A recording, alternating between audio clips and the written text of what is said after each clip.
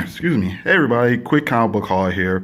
So only got a few comic books this week. I wanted to get Bitterroot number 6, but they were sold out, so I have that on order. Then I almost bought Winter Soldier, no, Falcon and Winter Soldier, but I kind of flipped through it, excuse me, and it looked kind of bland or whatever, so I decided to give it a pass. So I only just got just a few comics, through the normal things that I buy. So we got Philadelphia, excuse me, number 4, Punisher Soviet number 4. Really enjoying this series, and X-Men number 7. So this has been okay so far too. So let's see here, a couple things.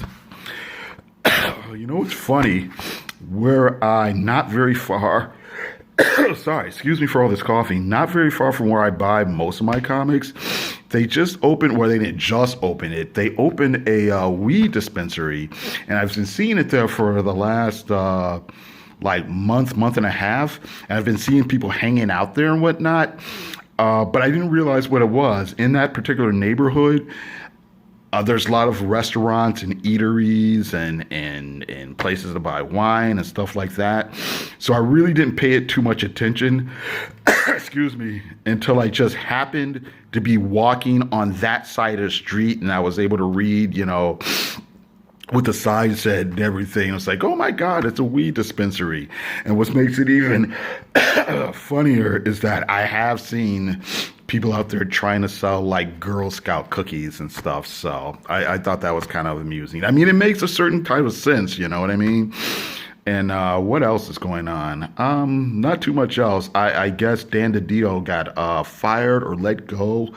I don't know from DC Comics. I don't know the whole story. I read a statement that Didio released, but he didn't really. It's really kind of vague or whatever. So I'm not too sure if he just decided to go his own way, or if the higher ups at management decided to let him go.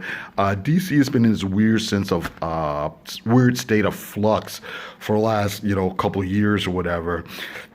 It looks like they took a gamble on a bunch of things that they were probably hoping were going to boost sales and things, or boost their market share, and it doesn't seem like it's happened, or at least not in the way they wanted to. You had hiring of Brian Michael Bendis and giving him like a dozen books to write. Some are interesting, some aren't. There's the different line of comics they had. They had the Sandman line, they had the Young Animals line.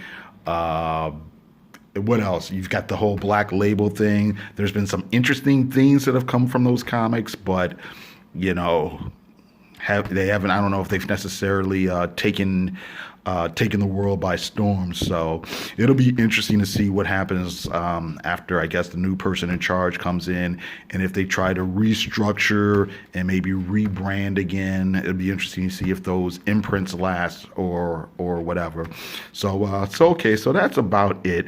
Thank you very much for watching. Hopefully next week I'll have a bigger stack or some more interesting, funny books to show. Okay, thanks.